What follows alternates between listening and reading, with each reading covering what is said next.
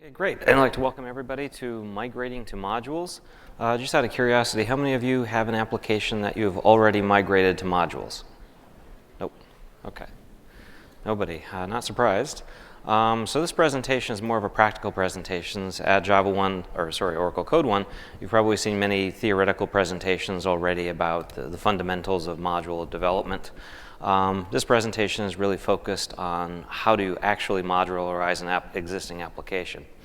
I work for Dassault Systems on a formulation software, which is approximately 20 years old, so we've got about 20 years worth of code, that backs it up. So it's no trivial task to try to modularize such a large application, and I'm sure that many of you are in the same boat. And so the genesis for this presentation was I haven't seen many presentations that go over how to actually do it beyond just the theory. So migrating to modules, it is challenging. It is definitely challenging today to modularize an existing application. I won't sugarcoat that. It is hard, and then getting to the next level where you create a jlink for your application is even harder. And you'll see why as I go through the presentation. That being one of the main selling points, or a main selling point of modularization, is the ability to produce a small, compact application image. So the steps roughly are to first upgrade your tooling, modularize your application, which will probably just take a day, right? And then package it up in the image using jlink, and you're there, right? So just taking a step back for the bigger picture, the Java modularization, JPMS, the goal was to make the platform more scalable, improve platform security and maintainability, improve application performance, and simplify the creation and creation of libraries and also application development. And really the end goal was reliable configuration and strong encapsulation, so that when you actually go to fire up your application, you're certain that it has everything that's there that it needs in order to run. And then the second thing is to actually lock it down so you don't have developers drilling through implementations, right? Drilling through interfaces to implementations directly, to actually lock that down and prevent that type of behavior. So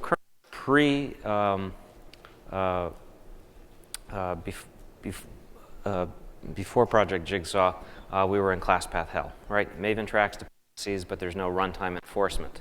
There's no guarantee that an application can start. So you might compile an application, go to run it, and then you'll get a no class path def error at runtime because a dependency is missing. It is possible to mix library versions on the class path, so you can actually include two different versions of the same library in the class path, and there's all kinds of wonderful errors that can occur depending upon which class gets loaded from which at runtime. So if you've ever had one of those situations where you've got a method not found when an application starts up, that would be it. Also, the class path order determines dependency resolution.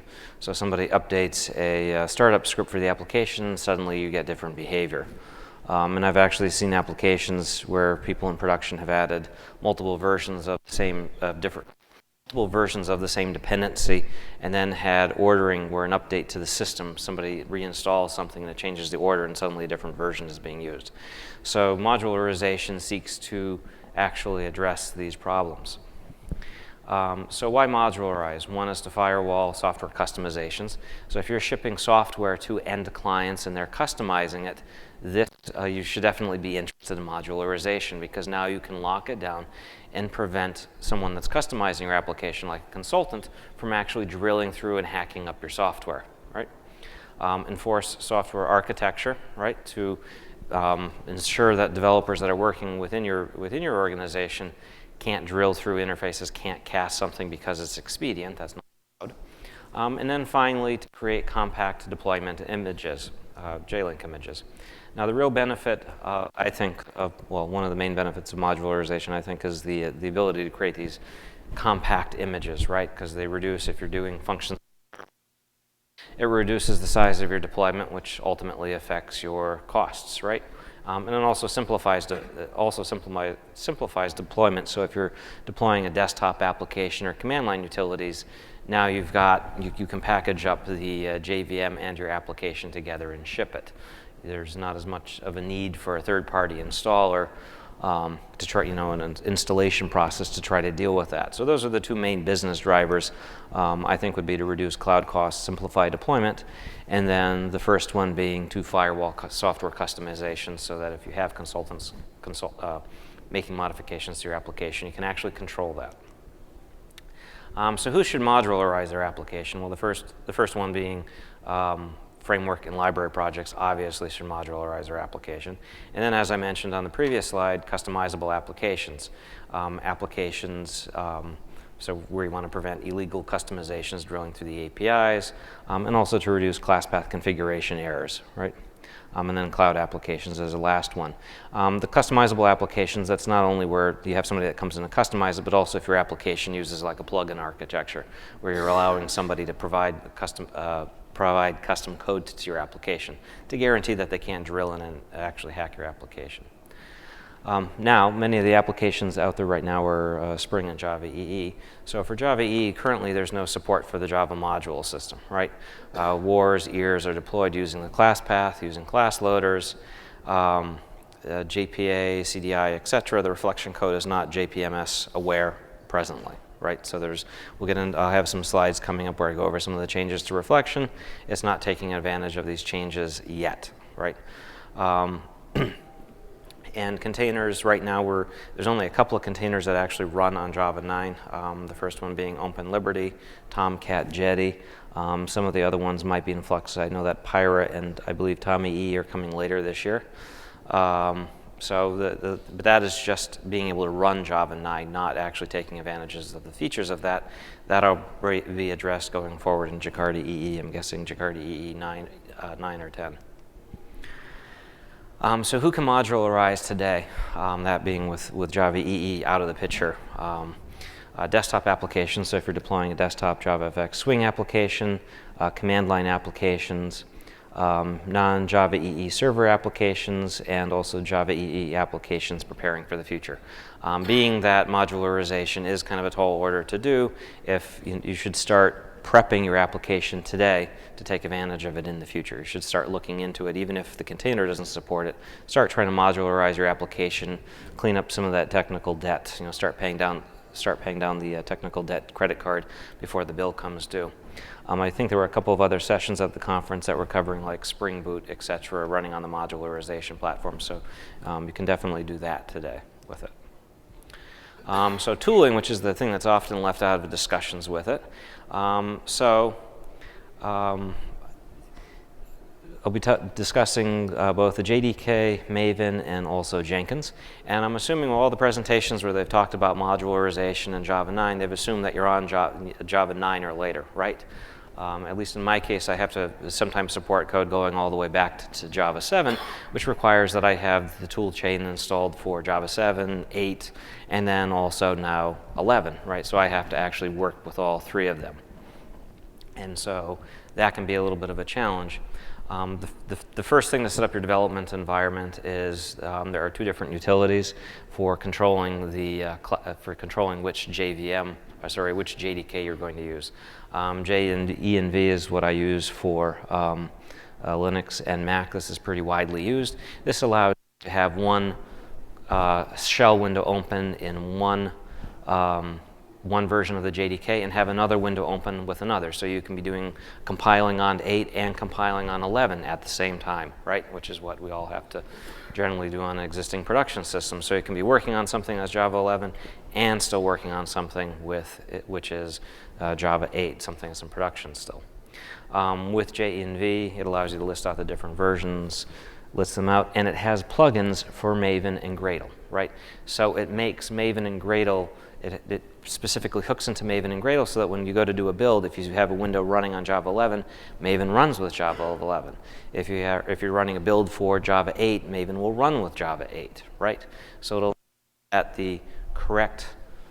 ensure that the correct correct JDK is being used. So if you've ever had to fight the tools where it doesn't work or you're having to switch back and forth, I've seen people go in there and muck around with class path settings, the path settings, trying to get this to work right. This takes care of that all for you. There is another tool called Jabba, which handles also all of the platforms, but also Windows. So it gives you some of the same features available on Windows. So in my mind, both of these tools are critical if you're working on Java 11 and also Java 9 and trying to get through with it. Right now, there have been some other sessions during the conference that have touched on this, but all the IDEs and tools basically support modularization in Java, post-Java 9 now, including Java 11. I won't have time to go over the Gradle stuff, but just as a caveat, just because they support Java 11 doesn't mean that they have full support for modularization. And we'll see as I go through this presentation that the tool is still kind of short, especially on the Gradle and Maven side. There's still a bit of, things are still a bit in flux. But the tools are all there. They can edit the code, they understand modules, etc., and some of them quite well. Jenkins is not supported on Java 11. Although Tomcat works on Java 11, Jenkins itself doesn't work. The first time I accidentally fired Jenkins up on Java 11, I got strange errors. There were some certificate errors where it was trying to connect to a GitHub repository to check out.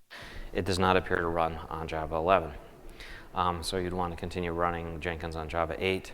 And then for handling the build, of course, you're going to use the Maven Toolchain for controlling which JDK version is going to be used. And also pay attention to your, if you're using Gradle, pay attention to the Gradle daemon, because that's going to run with one, a specific version of Java. Now, the first thing when you're going to go ahead and make the jump to post Java 8 and modularize your application is to update your Maven plugins.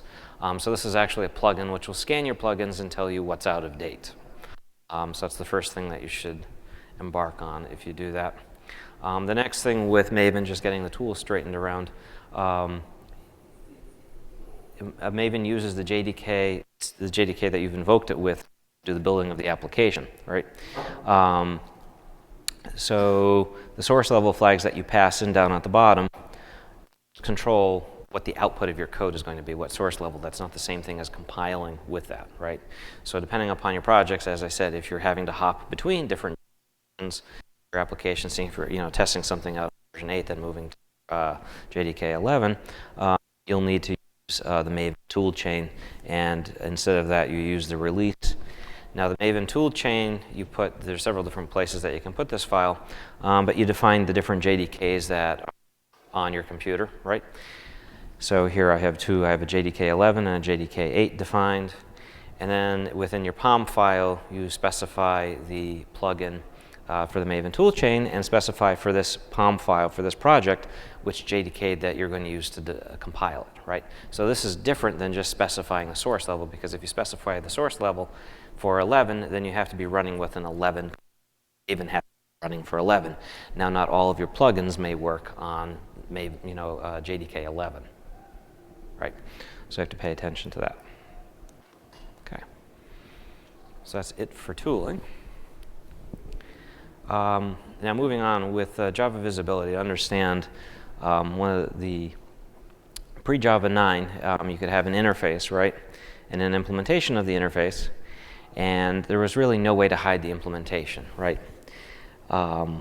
So now with modularization, you can expose the interface and hide the implementation. So there's no way to get around using the interface. You can't cast it directly to the implementation. You can't use reflection to access it. There is no way around that, right? Is that a play within the same module? That's a good question. No, you could get around it within the same module. Good. But you'll find a lot of code out there where people have short-circuited things, and that's why it took so long to get the JDK over to modules. Now, for accessibility, if you look at pre-Java 9, we had that's what we had for accessibility on the left. Post, we now have public to specific modules, public with only within a module. So now we've got several different levels here. So this is what has changed. And just to drive it home, this is implemented down below the class loader layer, right? So there's no way of using class loaders to try to go around it. The module system is implemented beneath the below class loaders, right? So class loaders are actually on top of it. So as seen in other sessions, module info.java defines a module. The content are as follows: the unique name of the module, the dependencies of the module, and the packages to be used for export modules. So I have an example one down below. So there's things with that, the exports and the requires. I put this together. This is the only concise definition so far I've seen of the file format of the module info. So this is everything that can appear in that file, right, that you can code. And this is a Java file. It gets converted into a class file and is there at runtime for reflection. Now, the nice thing about this file is because it's a Java file and it has an invalid class name, before Java 9 will ignore it. Okay. So with module names, the module name must be unique. The name should follow the reverse domain name pattern. Modules are eagerly loaded. So when your application starts up, the dependency graph is built and checked on startup. So an application won't start if there are dependencies that are missing. So you never have to worry about production. Is the application not because something is missing from the class path, right? There is no support for versioning, so only one version of a module may be loaded. Layers may be used to load different versions of a module, and we'll look at that a little bit later in the presentation for how to implement a plugin architecture. And about versioning, two modules with the same package names in them are considered to be different versions of the same module. Two modules with the same name are considered to be two versions of the same module. And there's this little thing about concealed packages, which we'll get into with package splitting. Basically, if you've got com.your.til, multiple jar files within your organization, you're going to have to clean that up in order to go to modules. You can't do that. You can't have each module has to have its own set of packages. You can't have the same package in each one of your modules. Is that a very common unit test pattern to have a unit test that has the same model name? Yes, yeah. I don't cover that in this presentation. One of the other presentations yesterday actually covered that. So I'll address that afterwards. So modularization. So that's the quick, short introduction to modularization. So the modularization process, you start off with your JDeps, which is a utility that was included. Identify your dependencies, refactor your code, fix splits, reflection, adopt services, etc. And then finally go over into jlink, handling non-modularized dependency, and then finally create your module files.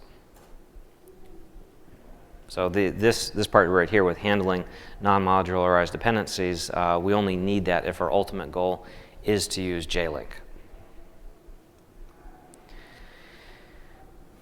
So regarding modularization of dependencies, JDK allows non-modular code to run on a modular JDK. The boundary between the two can be moved. And the path a jar is placed on determines whether it is a module or a not. So if you're running stuff, placing stuff on the class path, it behaves like it did before. That's the class path is still the same, right? If you put something on the module path, so now we have additional parameters to the Java executive, Java exec. So we've got dash module path, right? So if you put a jar file on the module path, it is now a module. So there's two modes of operation, and you can put classes both on the module path and also on the class path when you start up an application. Now there's some rules for how they interact between the two of them, right? And you can put a jar file that's missing a module info onto the module path, and there's actually logic and there's rules for how that gets interpreted as a module and what its module name is. So modularizing a Maven application is fairly, or a Gradle application for that matter, is fairly straightforward. Each of your projects or modules become modules in the Java module system. That's the simplest approach, right? So that's assuming that you don't have to do any refactoring. Chances are you're going to have to refactor some code, pull some stuff out into interfaces, depending upon what your code is doing, because now things are a little bit more locked down. So this is a simple case here, modularizing it. Now, I mentioned on the first slide that there's something called jdeps. Jdeps is a command line utility that was included with Java 8. It was updated with Java 9 with additional parameters. It does static class analysis checker, and it will generate a module info for you, right? So you have an existing application, existing jar files. You want a tool to basically go look at your code, introspect what it is, and tell you what you need, because you have to declare with post-Java 8, you have to declare what you depend upon in the JDK. So not only do you have dependence, import statements, with those import statements, you have to specify that you want to include those modules as well. So IDEs like NetBeans, IntelliJ, when you import something, it will then say, well, you need to include this module in your module info file. So what jdeps will do is we'll go through, scan your existing code, and figure out what your dependencies are for you. And it will also produce configuration and visualization files. So you run it with module path and basically specify the directory containing your module, your jar files, and then the jar file that you want to, and it will output a module info.jar. And what you'll need to do after that is then copy that after you, of course, edit, review it, and possibly make changes. Copy that in the source code path for your application. In addition, it can also generate a dot files, which will help you visualize the dependency of your application or jar. So this is the raw file that it generates right now, the dot file. Use GraphViz, which is a standard utility. It's available for all the platforms to actually read the dot files. So you generate the dot files, you run it through GraphViz, and it generates the nice graphics showing the dependencies of your application. So even if you're not modularizing your application, you can use jdeps and this tool to understand the dependencies of your application today, right? And so this tool, this is how they actually generated all the graphs that go into the Java documentation that you saw in some of the other presentations. Okay. There is also a plugin for Maven that will wrap jdeps for you, which if you're still on Java 8 is a good thing to run right now. You can add in the checks to see where you stand with depending upon JDK internals, and you can also have it start to try generating files on a regular basis. Okay. The other thing to try to understand your application, because you're going to be pulling things apart to modularize it, there's this something called the DSM. It actually has been around for quite a while. IntelliJ, there's plugins and also standalone applications that do this, which will generate this graph here. Once you get used to reading it, it makes a lot of sense, but it will show you the dependencies within your code, right? And you can use this to actually check the architecture diagrams for a large project, right? So there's examples out there where they run like Eclipse and the different IDEs through DSM to show you how they're actually structured, and to either prove or disprove the architecture diagram that exists for it. So this is very handy if you're trying to understand, you're getting too much information out of those dot files trying to understand the architecture of your application. You can go in and use a DSM to try to understand it further. Okay, so modularization challenges. So the first one is removing, so I'm going to go over several different challenges. Removing dependency cycles, refactoring split packages, addressing missing Java EE dependencies, updating reflection code, exposing transitive dependencies, and also refactoring for service. So this is what I would call the short list. I could go on for another hour for everything that you need to address within it. So the first thing is with your code base, you can get away with this right now in some build systems where you have basically a circular dependency where you have one module depending upon another module, and that other module depends upon that module.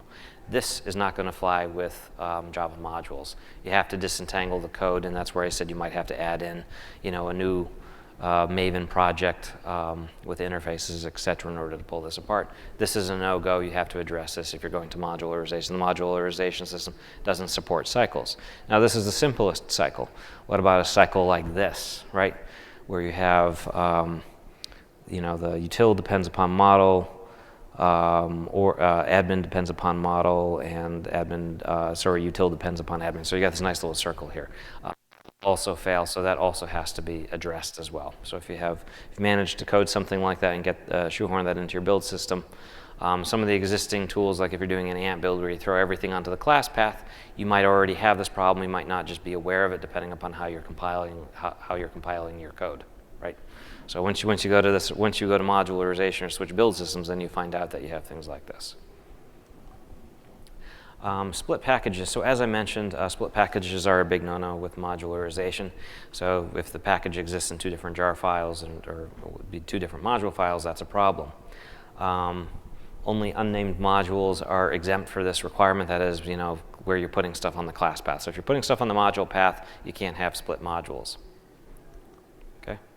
So in this case right here, this is just graphically showing it. I've got two different modules, and they both have util in them. This is not going to work. So this must be refactored. Now, in order of doing this, you're going to say, well, what am I going to do? Sit there, go through the code base. I have got a million lines of code.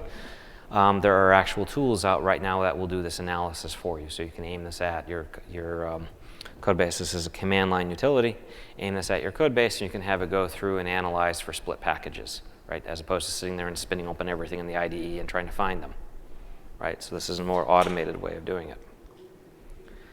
Okay, so that's split packages. Moving on to Java EE dependencies. From the JDK, they've removed these that used to ship with the JDK. So these are now removed in Java 11. In Java 9, I believe you could still use them. They were still there. You just had to activate them. Now they've been completely removed in Java 11.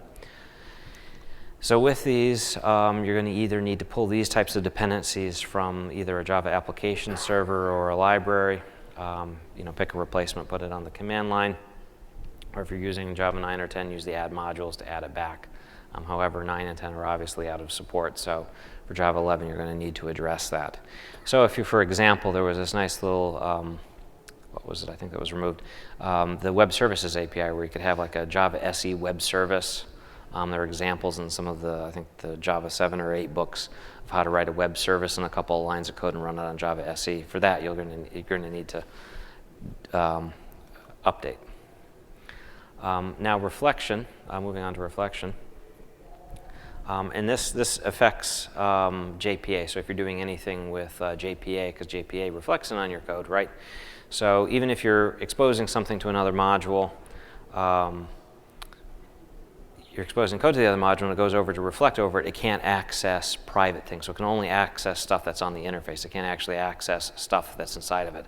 So in JPA's case, where it drills into the implementation of a class and looks at the annotations on the private members, that would also be broken, and you'd have to handle doing that, have to address that. So this is an example of a JavaFX application. So we have our admin, which depends upon JavaFX controls. Right, everything's nice and hunky-dory, it compiles. However, you go to run this application, and this is just, you can do this with just a hello world JavaFX application on running with modules, you'll get this error right here that it was unable to invoke it, right? And the reason why is because JavaFX controls tries to reflect on my application class and admin, and it can't access it, right? I'm depending upon JavaFX controls, but I didn't give JavaFX controls and the classes within it access to my classes, right? So this is where I said you're going to have to not only scan you're going to have to scan your code for reflective uses as well, right? So what JavaFX is trying to do is trying to instantiate the admin console class, and it doesn't have access to. So one of the approaches to fixing this problem is to add an exports where you export it to. So I'm exporting this package, and I'm saying the JavaFX package has access to it, so it can now do reflection, right? So if you go out there and look, there were in some of the discussions of there's exports, and there's also a package to another package, right? So you have to address those things. You have to consider where you're using reflection and address it. And the reason why I used JavaFX graphics here was because I depended upon JavaFX controls, but it was actually deep down in Java. It was actually JavaFX graphics that was actually using it. My dependency in my module file, I said I depend upon JavaFX controls. That pulled in graphics, and graphics was the one that was in the reflection. I'll take questions at the end. I just had a question on exports versus opens. Yep. Exports. So opens, you're opening up the whole thing. So you're allowing reflective access. Exports, I'm saying here, this guy, in this case right here, I'm giving only JavaFX graphics access.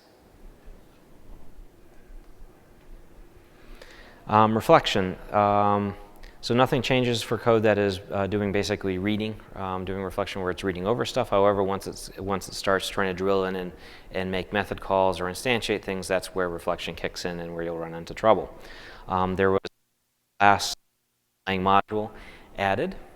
So this was added to the reflection API. And can search for modules, and you can use this new API to search for modules and to reflect upon them. So below you can see where I get class, get module, and then I can get like the module name, the descriptor, etc. And if you go looking through there, there's even some cool things, which is more of an advanced topic, where you can actually programmatically open a package. Right? So we saw on the previous slide where I was exporting, you can actually do some of that stuff programmatically as well. There's cases where you can do that. Another advanced topic is using var handle, which was introduced in Java 9, and you can use var handle to pass reflective access to other modules, so that you can give access to a module that doesn't have that you've not been opened up to. Right. So with module graphs, so the module layer, there's this new concept that was introduced with modularization called the modular layer. It comprises a fully resolved graph of named modules. Class loader is used to load the module's classes. Each class loader has an unnamed module associated with it. So basically, there's this new concept called modular layer, and this is what you'd use if you're going to implement something like a plugin where you want to dynamically load in classes. And where I'm going with this, previously I said that when the JVM starts up, everything has to be on the class path for the module path for the application in order to start. So by default, the module system doesn't support dynamically loading classes. So in the past, we might have implemented a plugin architecture for your application where you got a class loader, you passed the location of a file, and boom, you dynamically loaded code, right? That changes with modularization. Now you can't do that. So in order to do this, given that you can't use the class loaders for that, you need to use something called the module layer in order to do that. So module layers are default out of the box. There's a default set of them, and your application is already running with them. So there's an implementation of module layer. So it's got a modules method which returns modules in a layer. There's a call on it for finding modules, for getting current, and also for modules class loader. For implementing plugins, this is basically the equivalent code. So this is dynamically loading code into the JVM, right? So this is a situation where say you're implementing the plugin architecture for like an IDE like NetBeans, and you want to be able to dynamically load code. You're going to create a module layer, attach it to a parent, and then create class loaders, and then load your code. So this is how you would do that. So if you're doing anything with dynamic code loading in your applications, you're going to need to address this, or need to do this. The next thing, this ties back to when you create the module info files for your projects. There's what's called transitive dependencies. So in this case right here, I have an interface, right, that has a meeting which is coming out of the model, right? So I've got my admin module depending upon my services module, and the services module is using my model, right? And the services module has an interface where I'm using stuff from the model, right? Now I have to explicitly, when this guy has to expose the model as a transitive dependency so somebody that's using this interface can access those classes, right? So that's where things get kind of tricky. So this is what's called a transitive dependency. So in order to do that, in order to make this work, you need to add requires, so this is for services, you need to have requires transitive on org CT Java model so that org CT Java admin can use the interface that I had on the previous slide. Okay. Services is not a new concept. It was actually readapted in Java 9 and later. So the API was first added in Java 6. It was rarely used outside of the JDK. I think I had a project a couple of years ago where I tried using it. And it was enhanced and altered for Java modules. So with this, you can basically define services that can be loaded and basically provide implementations for an API, right? And they still go on. They still go on the module path, but it allows you to basically provide different implementations of something and then loop over them at runtime and use them. So in this case right here, we have basically the same thing that we saw on the previous slide, where our model service is an admin, and then we've got this admin function. This admin module depends upon a messaging API, and we have an implementation of an email implementation of the message API over on the right. Okay. So defining our service, we have our messaging service, the interface for it. We have the API, the module definition for it, where we're saying that it requires the CT Java model, and we're exporting this, right? And then we have our implementation of the email service. So we're saying we require the model, we require the messaging API, and we provide an implementation of this service, right? So we're providing it. So this is the implementation of the service. And then over in the code, we just basically say that this is code that's actually going to use the service. We say that we use the messaging service. The messaging service gets added when the application starts up to the module path, and we can iterate over the services and use them at runtime. So that's basically services in a nutshell. So depending upon what your application is doing, you'll end up refactoring code in order to use this new construct that was added. Now for troubleshooting your application, because obviously the first time things won't exactly go as planned, you've got the ability to describe the modules that are being used by a target jar file, looking at the module path, basically getting different information for what's going on with the module path. So several different calls that are available to you. In addition, I had ended up using multiple times the -x parameter with Maven to try to find out what Maven was doing. So quite a few times when I hadn't quite got the settings for the Maven build file to work correctly, I had jar files being added to the class path instead of the module path, or in some cases, jar files being added to both the module path and the class path, resulting in still different errors. So there's a lot of troubleshooting that you'll end up having to do, both at the command line to find out what's going on. So moving on to jlink. Jlink, I think, is one of the real benefits of modularization, the ability to produce subsets of an application. So it generates a runtime image, including the JVM, and supports multiple platforms. If you're running on Mac, you can generate a distribution for Windows and also Linux, right? The JMod stuff that was added to the platform. Only the required modules are included. This is the command line if you're working at the command line directly for jlink. And this is just an example application that is 95 megs. JDK is over 500 megs, right? So you just package up what's included. It includes the Java executable, the packages from the JDK that you need, as well as your application. This includes everything, right? So it produces this output to your application, and it will even generate launchers for your application. Okay. Jlink. Now, the one thing that's often overlooked, Jlink only works with named modules, right? All of your jars must have a module info in it, including your dependencies, right? So previously, the modular system is very flexible. You can have something called an automatic module, where the module system will look at the name of a jar file and say, okay, the module, you're using log4j, the module name will be log4j, right? And we'll turn it into a module. It'll use the name of the file to create a module with that name when you go to run the application. However, with jlink, automatic modules are not supported, which means that everything requires a module.info in it. And if you were at the session yesterday on modularization, the presenter, I think, said that it was like less than 1% to have this file that's been added, right? Which is a big impediment. So if you're using something like Hibernate, you're out of luck, because Hibernate, Eclipse Link, or most of the open source projects, most of them do not have module.info yet, right? So that's an automatic stop, right? So you're all excited, you can't actually use it. And I have a solution for you. The first thing is that there is a plugin for Maven, Maven jlink plugin. This is great. I have used it. This works for simple projects. However, the problem that I just mentioned on the previous slide, automatic modules aren't supported.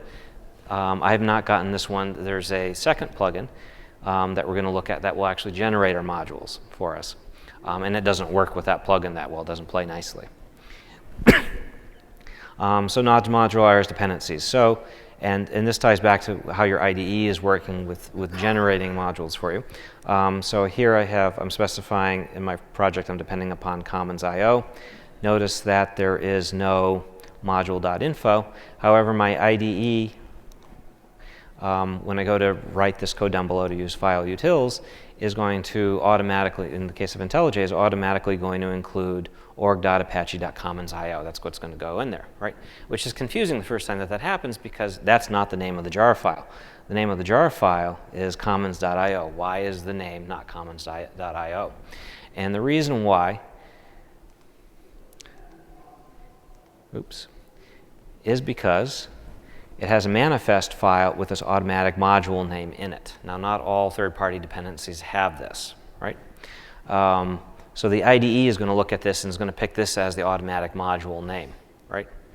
Which is great because that helps you get on the modularization. It's great that it's helping you do that it's using the automatic module name.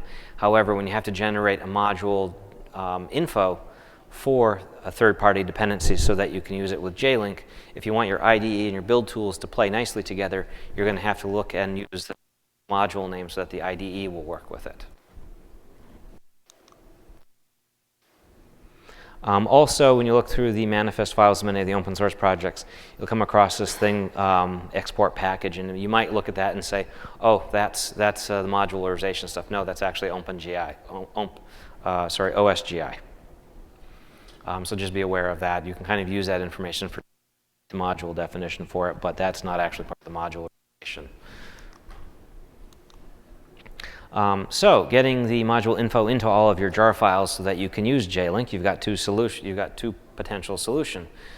One is to hand create module info jar files for each non-modularized dependency, repackage the jar file during the build process, and alter the build to include the repackaged jar files on the Java-C module path, right? Basically say, yes, Maven, I want you to do the dependencies, but then I want you to take the dependencies, munge them, and then put them back on the compiler path, right?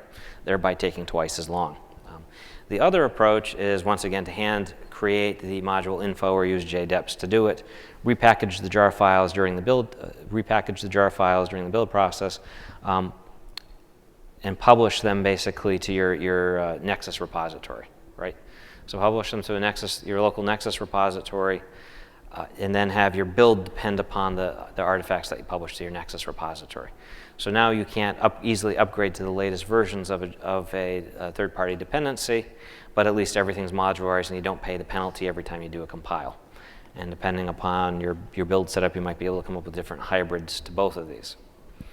So the approach that so just the drawbacks. So the build repackage solution, you're just going to have slower build times, and you're going to end up having to use MVN DADX to try troubleshooting when things end up on both class paths. The Nexus Artifactory solution, you're going to have your end dependencies frozen. Somebody tries to use a newer dependency or accidentally upgrades, then the build will break or the application will break and requires intervention for new dependencies. So that's where the Moditech plugin comes in. So this has been mentioned several times. This plugin, besides generating jlink, allows you to generate or to provide module.info files for your third-party dependencies. So in the case of commons.io, you can see where I've specified my commons.io. This is connecting it back to the jar file from Maven, and I specify what I want the commons.io module info to look like, right? So what this plugin is going to do is it's going to regenerate the jar file for commons.io with a module definition so that now I can create a jlink executable for it, right? And I'm just about out of time. And so this right here is just, you want to sync up the manifest with the pom.xml file so that your IDE works correctly with it. Compiler.args, you then specify in your compile that you want it to use the modules directory, so of your ones with module.info. Configure your main class. The Maven plugin that generates jar files doesn't know anything about setting the main class. So if you're using the launcher's capability, you need to manually invoke the jar utility and pass in main class in order for that to work. And then finally, you can get around to creating your jlink module. So this is the configuration here for the plugin, and then declaring what dependencies that I want to make it up. So you can see where I pulled in my third-party dependencies that I've generated the module info.jar file for. I specify the launcher that I want to use, and voila, we have an application that's not only we've modularized our third-party dependencies, and we've also created a jlink executable for it. And just one caveat for this presentation, I spent probably about 5 or 6 hours trying to modularize Eclipse Link because I thought that would be a really cool demo, and eventually I gave up. So this is nice. It will get you to modularization, but there's going to be a lot of work because you're now going to have to figure out, the dependencies of those third-party packages, and basically do what they have to do. And if you do that, please kick it back to the community so that we can all benefit. But this is a lot of work. This will get you there and allow you to use jlink with third-party dependencies, but it's going to involve a lot of work. Okay. And as you can see, some of the dependencies even had module.info as a part of them. So best practices, don't publish dependencies using automatic module names without an automatic module name in the manifest. Otherwise, things will break in the future once that third-party dependency is modularized. So this is really important. Do not depend upon Java SE, because that's the base one. Avoid using qualified exports. Those are just considered a bad practice. Don't remove exports from a module in future releases. Keep module infos.clean. So if you depend upon JavaFX controls, there's no need to also require JavaFX base. So try to keep things clean. Where the IDE will go through. Not all the IDEs right now are going to prune, duplicate, import, duplicate require statements, etc. from your module file. So keep that in mind. Summary. So Java Jakarta EE is not yet aligned with modularization. Modularizing existing code base is hard. I will not sugarcoat it. You have to split existing, deal with the split package, reflection code, plugin logic has to be updated.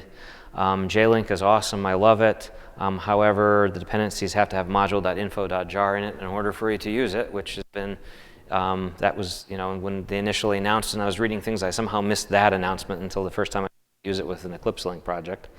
And then solutions for getting things to work with jlink, your third-party dependencies are messy and time-consuming.